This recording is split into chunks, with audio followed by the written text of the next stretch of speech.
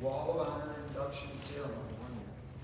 In a moment, Principal Bill Arndt will share information about the Wall of Honor, and I'd like to start things off by congratulating our inductees and welcoming their families, friends, and colleagues to this event. For the third year in a row, we have an extremely impressive group of inductees whose achievements have left a lasting legacy. I'd like to share that when I started in my role here in Milton, John Platts and his wife Donna reached out to me to welcome me and to share some history about our school district. And that conversation and information was extremely beneficial for me. And it was my first introduction to the fact that what makes our school district so special are the many incredible people who've helped make Milton a wonderful place to be. I'm both pleased and humbled that we're able to recognize Sally, Jarrett, John, George, Rachel, and Richard for their impressive legacy and their positive impact on our community. Thanks to everyone that helped plan this event. Congratulations to our inductees, and thank you all for attending. I'm going to turn things over to Principal Bill.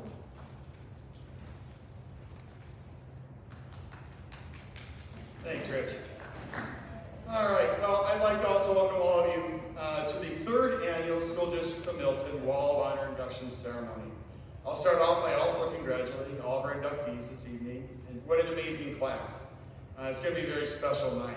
We had two great first classes starting in 2022, and I really believe we've matched it this year. Tonight, we have a collection of individuals who very much exemplify all that is great within the School District of Milton. Thank you for joining us and letting us honor you this evening.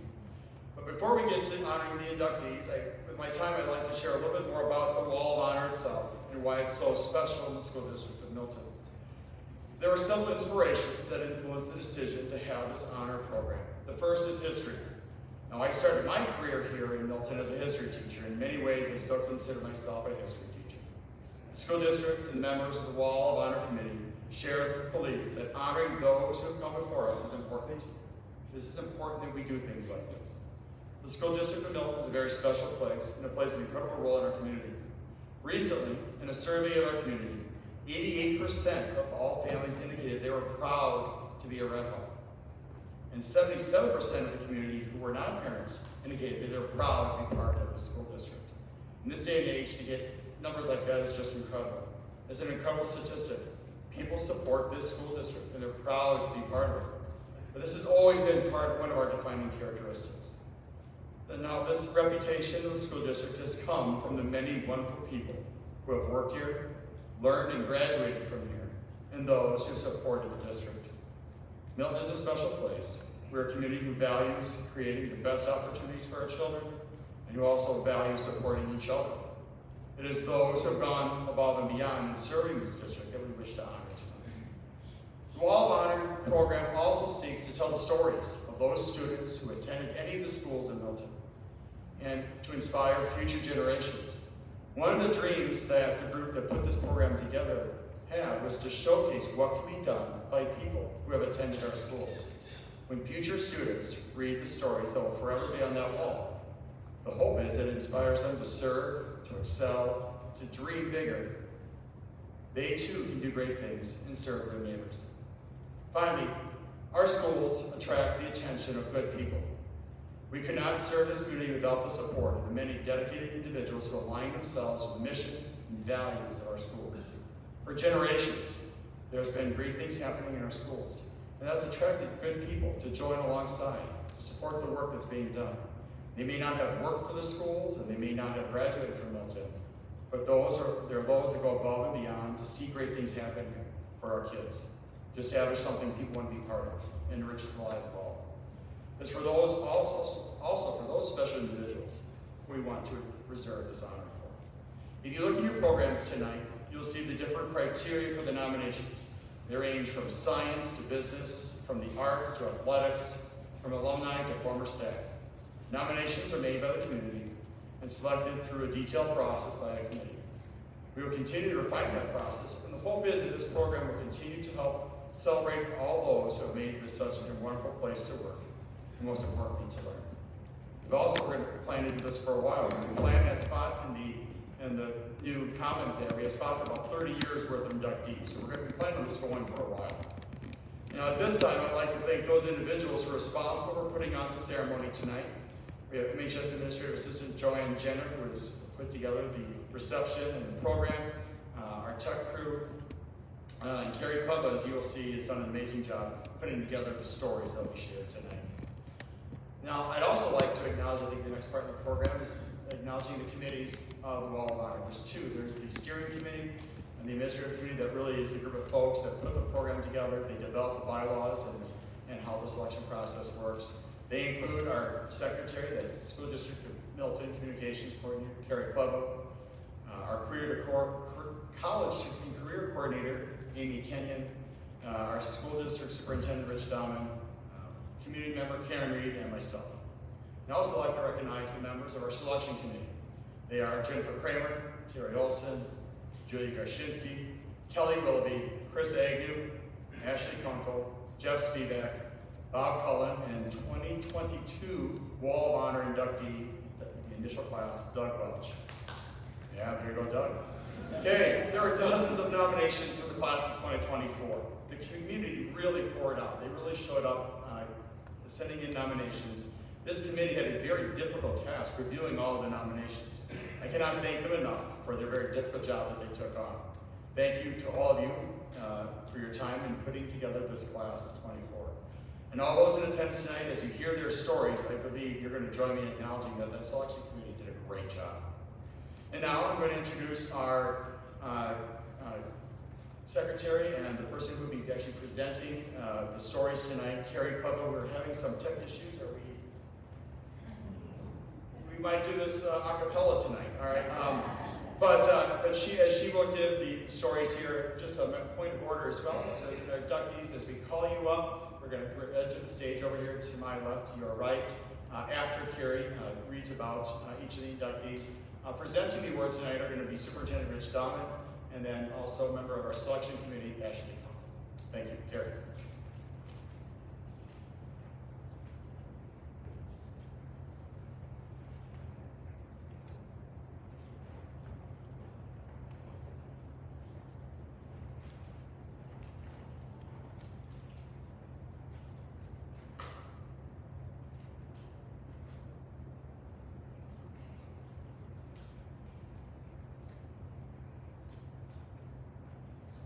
George H. Crandall was a man whose life was defined not only by his extraordinary talents, but by his enduring commitment to ensuring that future generations of students pursue their passions both in academics and athletics. Crandall was a gifted athlete, an undeniable force on the baseball diamond and the basketball court. His athletic prowess was so renowned that during a team trip to Kaminsky Park in Chicago, he struck out 7 White Sox players during a scrimmage, a feat few could claim. He didn't just shine as an athlete, he was an academic phenom. As a student, he edited his high school yearbook, The Golden Arrow, and played the lead role in the senior play. A professor of physics and math, he would later join the University of Wisconsin's physics department and served on the department's high nuclear energy staff until he was 88 years old. But perhaps Crandall's most lasting legacy was his dedication to ensuring that students, whether at Milton High School or Milton College, had the opportunity to excel in the classroom and on the field. He believed deeply in the value of athletics as a way to develop not only physical skills, but also character, discipline, and community spirit. When he became the first full-time athletic director at Milton College in 1921, he made it his mission to expand athletic opportunities for all students, founding the football program and coaching multiple sports, including women's basketball. Through his vision, Crandall helped establish the Tri-State Conference, which gave students from Milton the chance to compete at a higher level, placing Milton athletics on the map. And today, we can trace Milton's long-standing commitment to providing athletic opportunities for all, back to the pioneering efforts of George Crandall. In 1965, the athletic field that hosted competitions and practices for both Milton College and Milton High School students was named the George H. Crandall Athletic Field, an honor befitting a man who dedicated his life to sports and education. Like fellow Milton coaching legends Carl F. Anderson and Jerry Schlemm, Crandall's contributions to athletics earned him this lasting recognition. And tonight, by adding his name to Milton's Wall of Honor, we celebrate a lifetime of commitment to student athletes. His story reminds us all of the enduring impact one person can have on generations to come.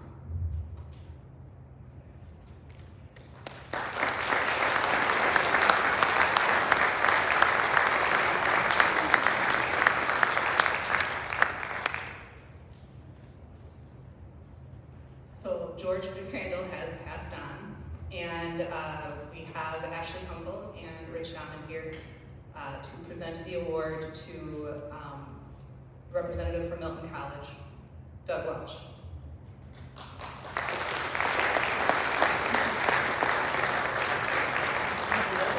And he says thank you. You want me to come up or? Absolutely. I'll send my boy. Does he get to talk? Because I don't know if he can respond to that. Yeah, turn the mic off.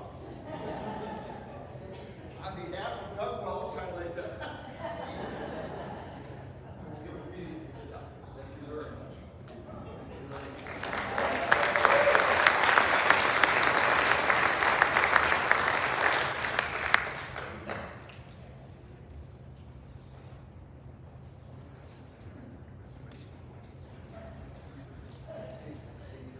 Richard Dabson was a man whose dedication to both the arts and his community has left a legacy that stretches far beyond the classroom.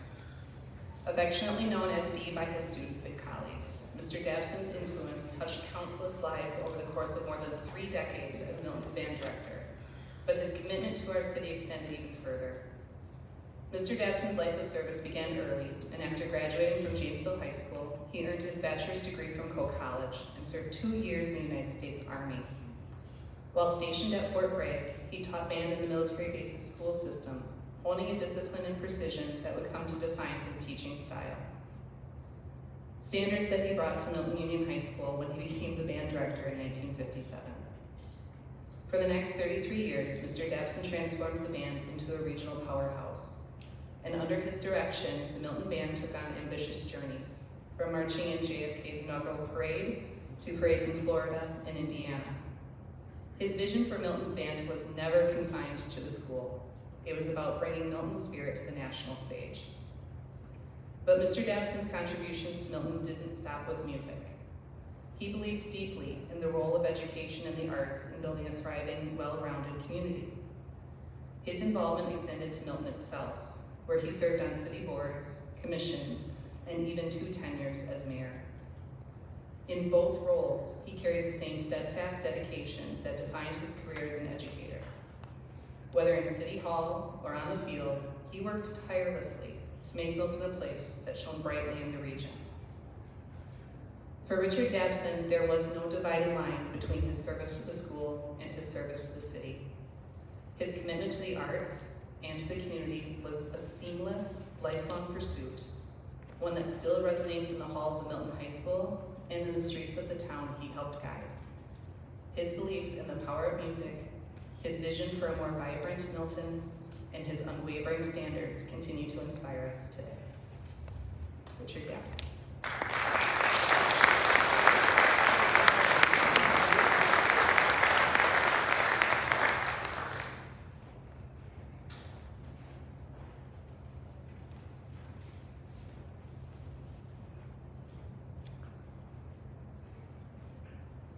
Would representatives of the Dabson family like to join us on the stage, please?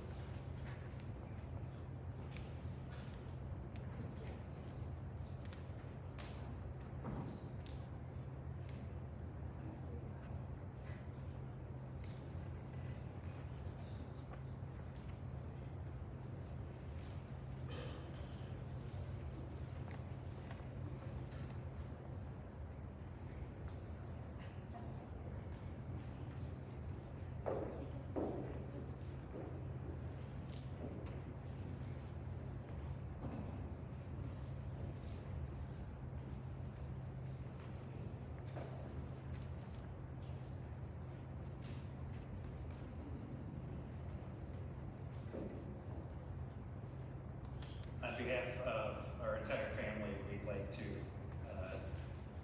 share appreciation with Superintendent Dahman and the entire Milton School District, the committee that considered the applications and nominations. I'm here tonight. My name is Dave Dabson, graduate of Milton High School in 1982. Was the Redmond back then, but we won't say anything about that. But I'm here, I'm blessed to be here with our entire family. First of all, my mom, Betty, who was my dad's partner in all of his accomplishments in his career. My dad was a very busy man, and Mom was the one that made the family work. And so we're proud of our dad, but it was definitely a team effort. I'm also here with my sister Renee Hale and her husband Robert. I'm here with my brother Doug and his wife Diane, my brother Dan and his wife Connie, and my wife Michelle. Rochelle Hale, who we thank for nominating our dad for this award, represents one of 10 grandchildren.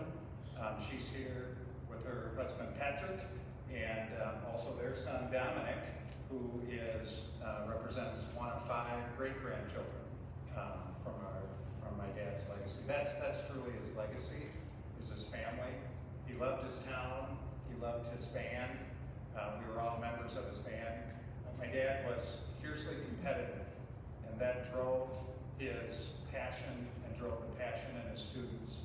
We're very proud to be part of his legacy, and thank you all for the recognition.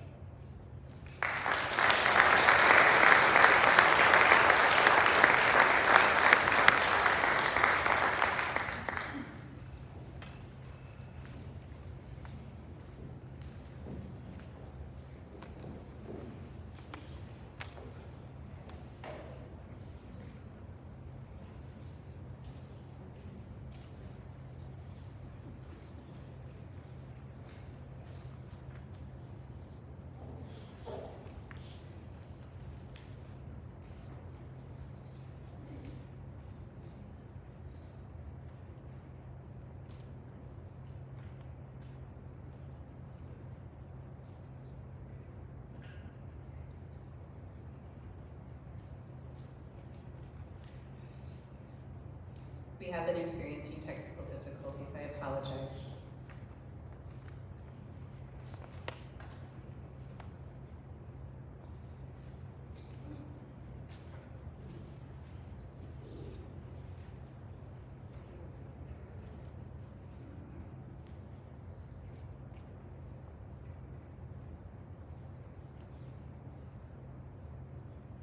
Hopefully it will kickstart as I continue, but I would like to tell you all about Jarrett Goodman. Jarrett Goodman is more than a decorated soldier. He is a steadfast advocate for those who have given their all in service to this nation. And it is through this tireless commitment that he has earned his place on the Wall of Honor. It is our great privilege tonight to honor a man whose life has been defined by his service. A 1969 graduate of Milton Union High School and an involved student and standout athlete, he was drafted into the U.S. Army in 1970, where he quickly proved his courage and resilience. Serving in the 101st Airborne Division during the Vietnam War, his bravery was evident on the battlefield, earning him 2 Purple Hearts, a Bronze Star, and over a dozen medals.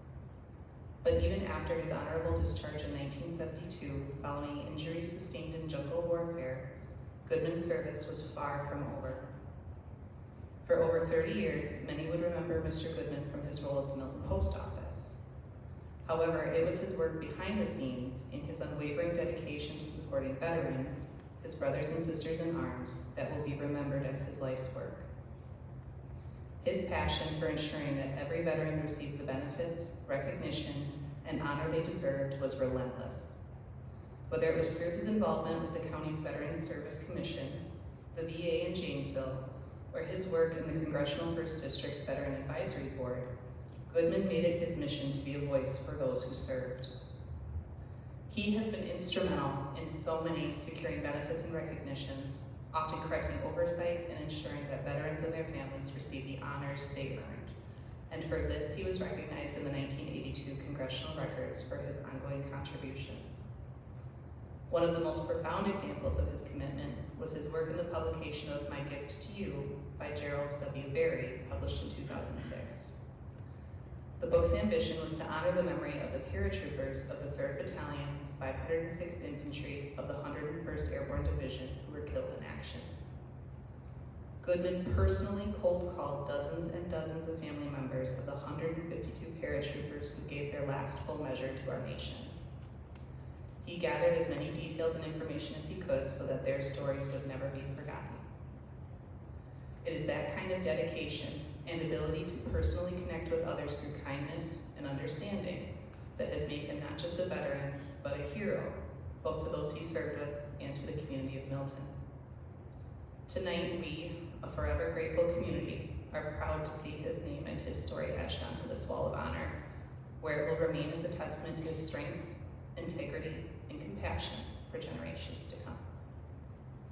Mr. Jarrett Goodman.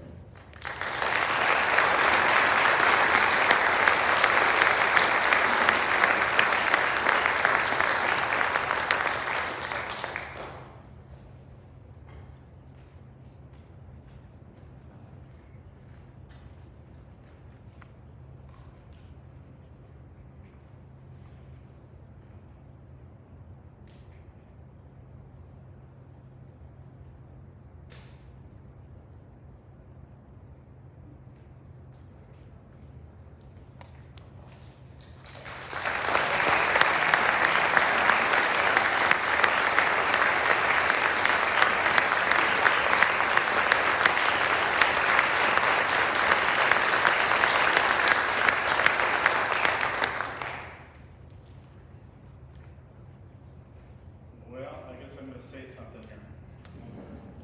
I want to thank my wife, very special wife. I tell you, I couldn't have done any of this if it wasn't for her. I got out on the 24th of, I got out on 15th of June. This is almost a big mistake. 15th of June and got married on the 24th, 9 days after I got out of the service. And even though it was pretty quick, and I was kind of jumping from the frying pan to the fire, it was the best thing we ever did, even though we sometimes doubted it. I have 3 daughters that are all here tonight, Amy, Beth, and Katie, and I have 1 granddaughter and 1 grandson here tonight. And I want to thank them for all they've done for me. And also I want to talk about the committee and how I was selected. Now, Tom Westrick came to me and interviewed me, but I am very humbled by the whole thing here. Some of the people I'm up here with is just astonishes me that I'm even involved in this at all. But boy, time goes by. All these things that have happened, it just seems like it was yesterday, and here it is. I'm 73 years old. But anyway, is there anybody else I was supposed to remember here? Pardon? Oh, my paper. Oh yeah, there's some people that were really special about the small town that we talked about earlier. I came out of the service and I went back to school, and Chet Skelly got a hold of me one day and says, "Hey, I see your name on the registration for the post office." I go, "Yeah, you know, I took the test when I was still in the hospital. I was out in Denver, and they offered the test, and for the Denver City Post Office offered the test, and I thought, well, I got nothing to do. I just go down and take the postal exam." Never thought a thing of it. For 3 or 4 years, I'm back at school working at the gas station, and Chet stopped in and says, "Hey, would you like to work for the post office?" And I said, "Well, sure, I'll give it a try." Well, 31 years later, I retired from the post office. Another special person, and oh, by the way, personnel in Madison, our sex center, which is the post office, did not think highly of Vietnam veterans, or veterans, period. And so it was Chet that got me through the door there. And Doc Holmes, I have all kinds of praise for Doc Holmes. He did an awful lot for me and never charged a penny. Bruce Curler, I had him as a professor, history professor. And I was drafted before the semester ended, my first year. And Bruce got my final, when I went on leave between my AIT, my advanced training, and I had 2 weeks before I got sent overseas. I took finals. That wasn't something that I really wanted to do, but it was the best thing they could have done because I didn't get any completes on my incompletes. So, anyway, but thank you again for the committee for selecting me. I appreciate it very much.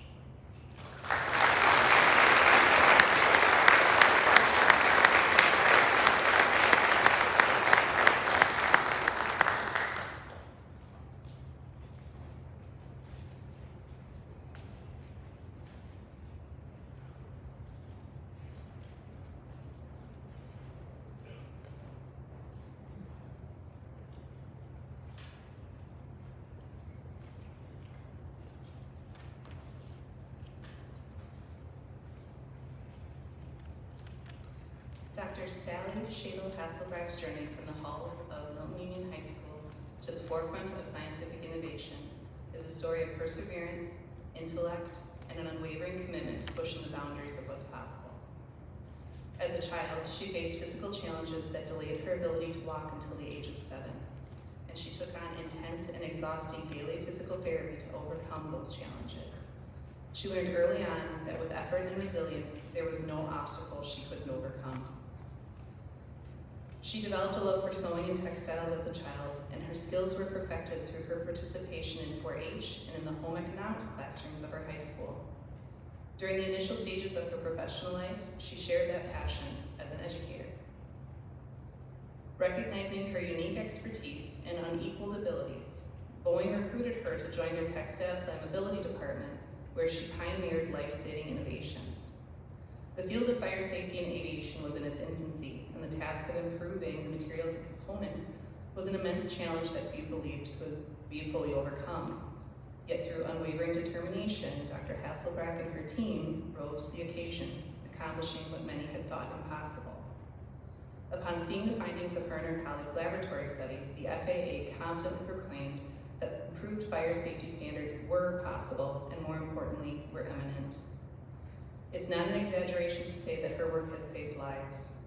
For example, on January 2nd, 2024, following a runway collision at Haneda Airport, the Airbus model outfitted with her designs quickly became engulfed in flames, but not one individual on the commercial airline died. Those lives were saved because of her designs. It gave them the critical time they needed to escape. For her advances in safety and product development in the aeronautics industry, Dr. Hasselbrack has received numerous awards and honors, including the Boeing Senior Technical Fellow Award in 1996. She was the first female to achieve this distinction. We celebrate Dr. Sally Shadel Hasselbrack not only for her innovations that have changed industries, but for the tenacity, courage, and vision she has shown throughout her life. Her story is an inspiration to us all, proving that the foundations of greatness are built through perseverance and dedication, no matter what obstacles one may face. Dr. Hasselbrack.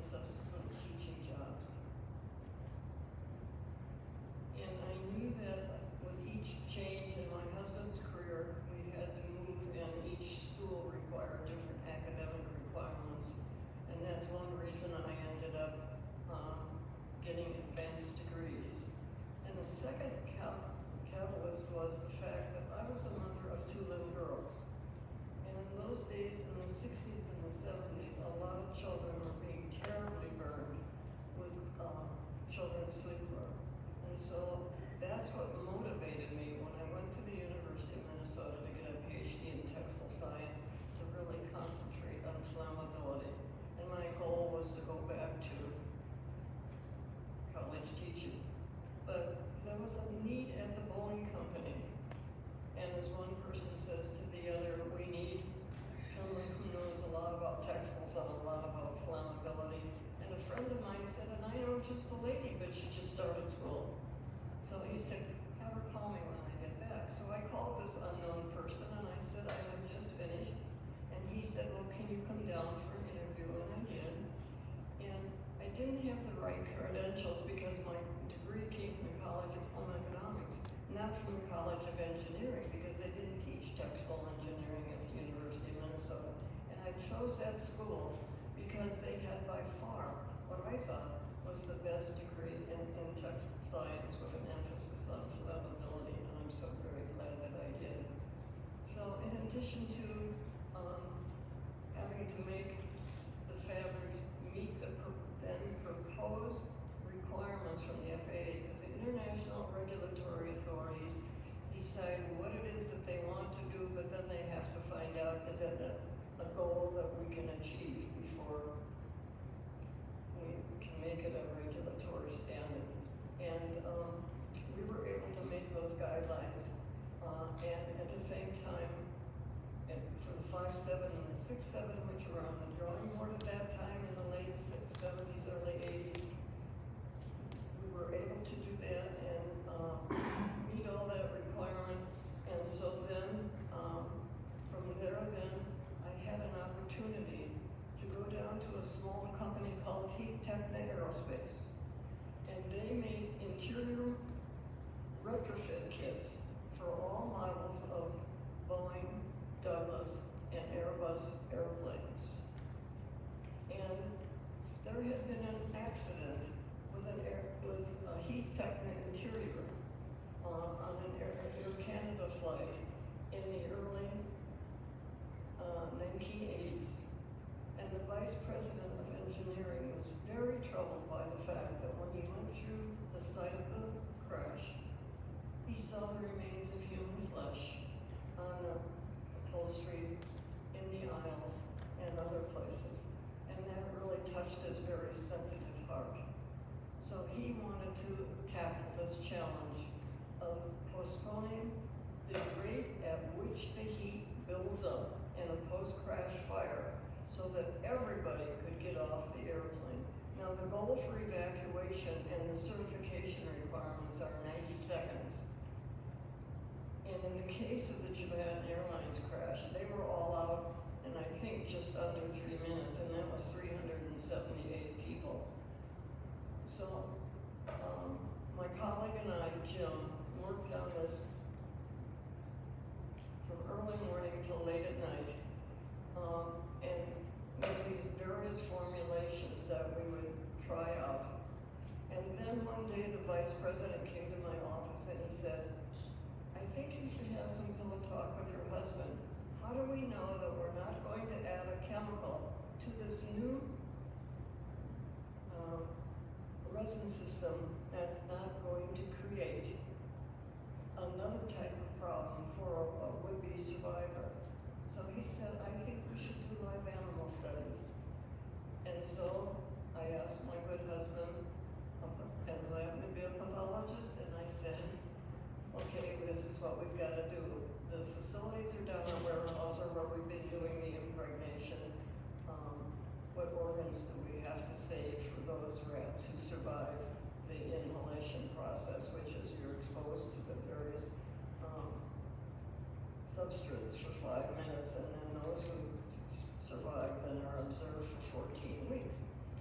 And so at the end of the 14 weeks, then Bob received the vital organs, and brain, heart, lungs, liver, what have I forgot? I can't remember what the fifth one is. Anyway, so he went through several hundred specimens, and we passed with flying colors.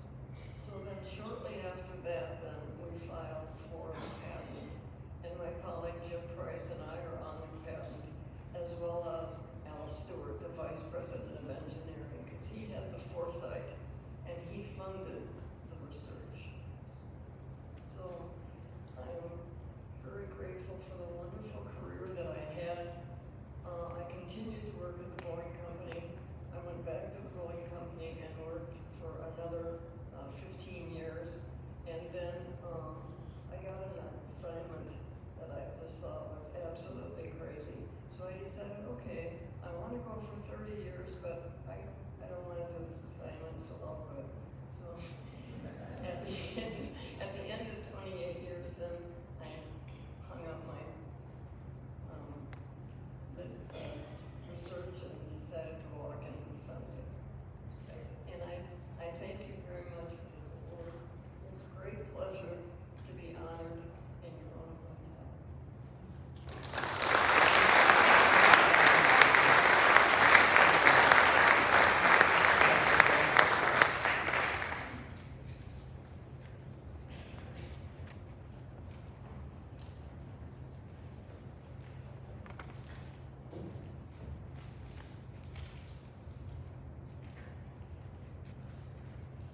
It's an honor to stand here tonight in the Dr. John C. Platts Performing Arts Center, a fitting tribute to a man whose vision and leadership shaped the school district of Milton for over 3 decades.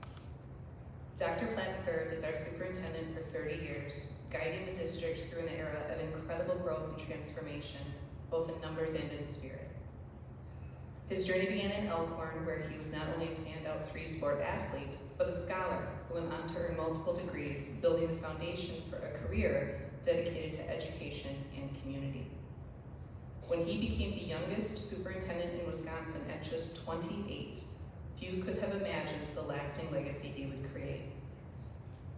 Over his tenure, the district's enrollment nearly tripled, and Dr. Platts was at the helm, navigating the complexities of school finance with unparalleled expertise. His deep understanding of equalization aid, revenue caps, and collective bargaining helped maximize the resources of this district, ensuring that every child had access to equal educational opportunities. He was a superintendent and business manager all in one, bringing clarity and insight that allowed Milton schools to thrive.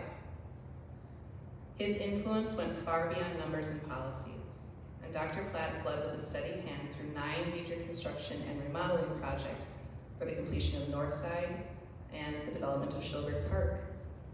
And upon his retirement in the spring of 1999, he sent the school district of Milton off into the new millennium, poised for great things. You see, the growth of Milton schools went beyond the additions to school buildings. It was also the focus on fostering a thriving community of lifelong learners, a legacy that continues to this day. And while his impact on this district is clear, Dr. Platt's contributions extend deep to the heart of Milton itself. For 30 years, he served on the city's Plan Commission, lending his voice to projects like the Milton Public Library, which began as a visionary idea to repurpose the old Milton College Library. And his commitment to Milton's civic life, from the food pantry to countless other local organizations, has forever made this community for the better. Dr. Platt's guiding principle was simple but profound: community, achievement, and opportunities for all. And he lived by that motto before it ever became the district's mission statement. And we continue to benefit from his example. He is still a familiar face around Milton, and former staff and students are always glad to see him, a testament to the relationships he built and the trust he has earned over his years of dedicated service. Ladies and gentlemen, Dr. John C. Platts.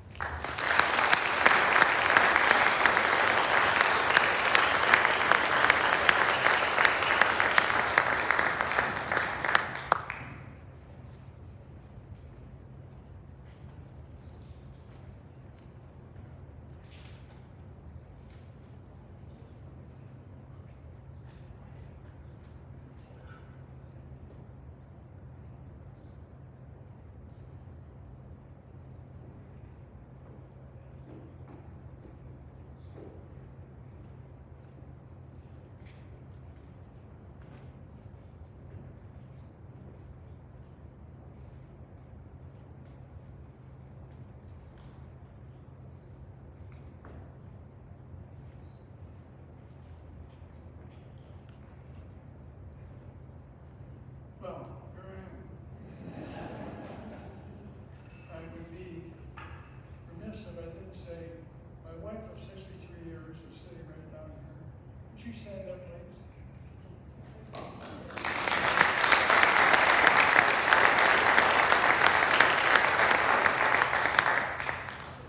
Donna and I met when we were started dating. We were 15, and it's been a up and down relationship like all. She can tell you more about that than I do. Anyway, I've always been proud to be part of the Milton community, and there are a couple of things that I got involved in a lot of things in the community. One of the most frustrating things was the library building. Milton College closed, the beautiful library was there, and I really thought that the district we could put together a plan to buy the building and use it for the Department of Educational Service Agency and have a library on the first floor, and then as time went on, we could expand the library. And it was very controversial at the time. We had a group of people who wanted to build I call it the tin can building across from the post office, a metal building. And here we had this beautiful building built as a library. And some people said we were nuts. Well, we had a march on City Hall, we had a parade, we got all kinds of things going on. I was trying to stay out of this. Didn't make it too obvious that I thought that the city council was nuts because of would buy that library. Talked to Les Ashman, the legislator at the time. We could buy the building for $80,000. It was a $2 million building. And we could get it for the school district and make it a community building. So actually, we got it done.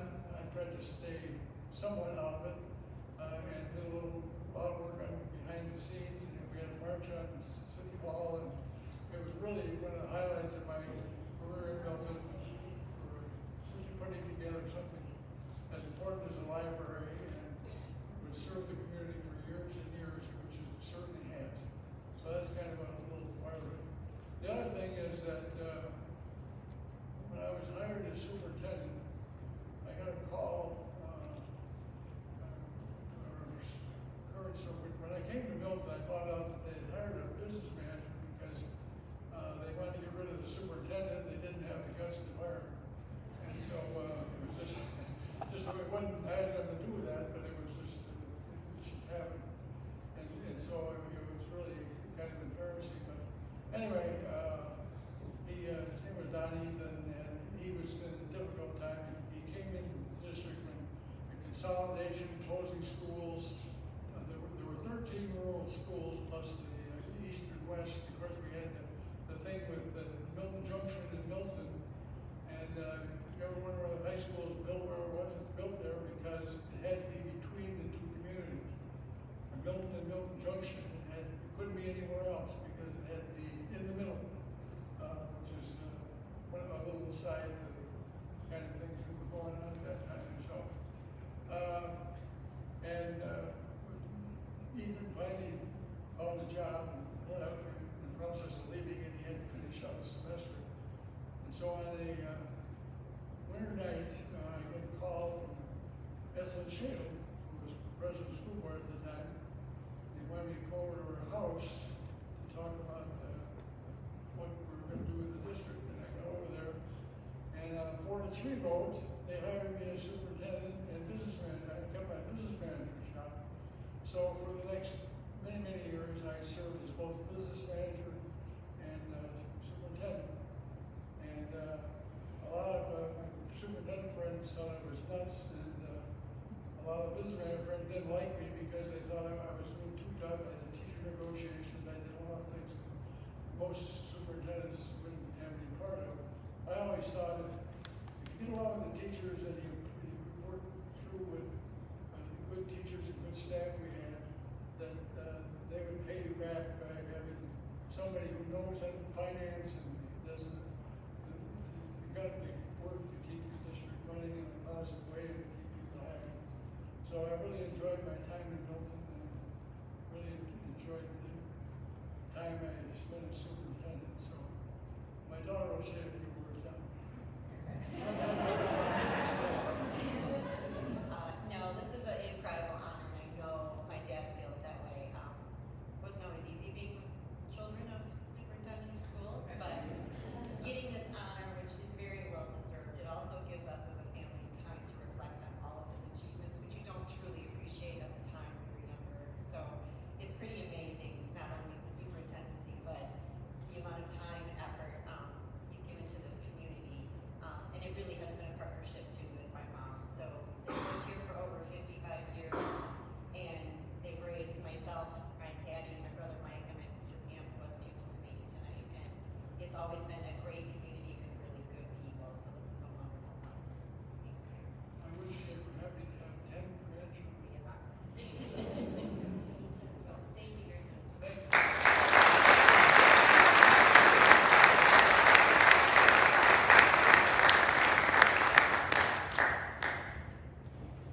All right, Mr. O'Leary, I need you at the ready for this next one. Okay, Thank you.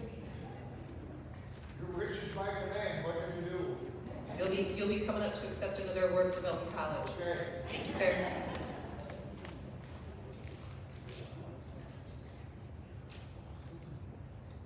Tonight we honor a woman whose life was defined by unwavering pursuit of knowledge, an independent spirit, and a commitment to excellence that has left an indelible mark on the community, Dr. Rachel Salisbury. Born in 1895 in Waterville, Maine, Dr. Salisbury's story is one of defying expectations. At a time when opportunities for women were limited, she forged a path all her own, graduating summa cum laude from Columbia Union College in 1917. Now imagine in the 1920s a young woman setting out alone on horseback from her home in Maine to Milton, Wisconsin, to begin her graduate work at the prestigious Milton College. Such a journey is symbolic of her independent spirit, her determination to explore and to learn, and Dr. Salisbury's unquenchable thirst for knowledge. Everything she set her mind to, every hobby or fancy she explored, became more than a pastime. It became a new expertise for her to add to her extensive list of accomplishments. Her achievements were not measured by accolades and diplomas alone, but by the new standards she set for those who followed in her footsteps. Dr. Salisbury taught English and literature curriculum at Milton Union High School, bringing innovative teaching methods that resonated far beyond our local community. She set a standard for ELA excellence that continues at Milton High School almost a century later. Her influence even extended further when she joined Milton College as a professor in 1929, where she led with the same passion and commitment, elevating the education of countless students and future educators. But Dr. Salisbury wasn't satisfied with simply being an educator. She was a historian, a preservationist, and a leader who believed that to truly make a difference, one must fully immerse yourself in every endeavor. Her research into Milton's pioneer history and abolitionist founders was pivotal in securing the Milton House Museum's designation as a National Historic Landmark and authenticated Underground Railroad station. Her leadership in founding the Rock County Historical Society and later the Rock County Humane Society are again testaments to her vision and dedication. A trailblazer and visionary, Dr. Salisbury's influence remains a cornerstone of Milton's identity, inspiring current and future generations to pursue excellence, both with passion and enthusiasm. Dr. Rachel Salisbury.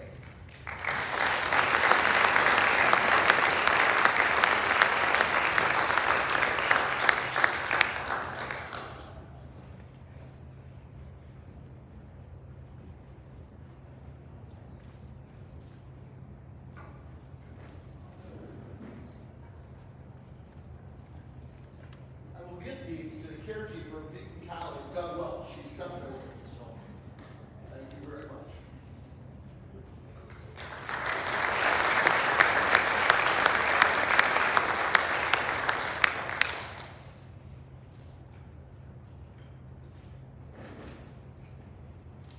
So let's give a round of applause for Carrie Clubman. She put together all those presentations during the night.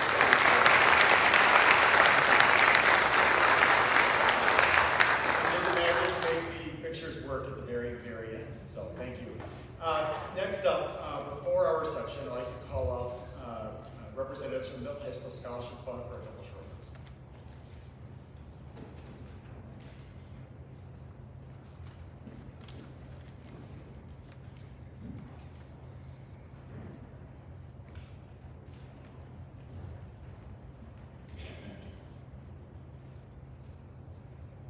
such an honor to be here tonight as we celebrate the Wall of Honor Class of 2024 and all their achievements in our community and beyond. They are a testament to the power of community and the importance of investing in education. It's hard to believe that these remarkable individuals once stood as high school students filled with dreams and potential, unaware of the significant impact they would have on the world. Each year, Milton High School graduates hundreds of students, all of whom are on the brink of endless possibilities. Their journeys remind us of the importance of fostering talent and supporting one another as they step into their futures. The Milton High School Scholarship Fund is an organization that was established to support community-donated scholarship funds. We have grown in our capacity over this year, and tonight I'm thrilled to share exciting news about our commitment to future generations. We are launching the Rising Red Hawk Scholarship, a community-driven initiative aimed at supporting Milton High School graduates as they embark on their post-secondary education journeys. Thanks to the generosity of our community, every donation, no matter the size, will directly benefit MHS students. This scholarship is designed to support any student pursuing further education, creating countless opportunities for growth and success. If you'd like to learn more or contribute, please check out the pamphlets in the back. Together, let's invest in our students and empower the next generation of leaders. Thank you.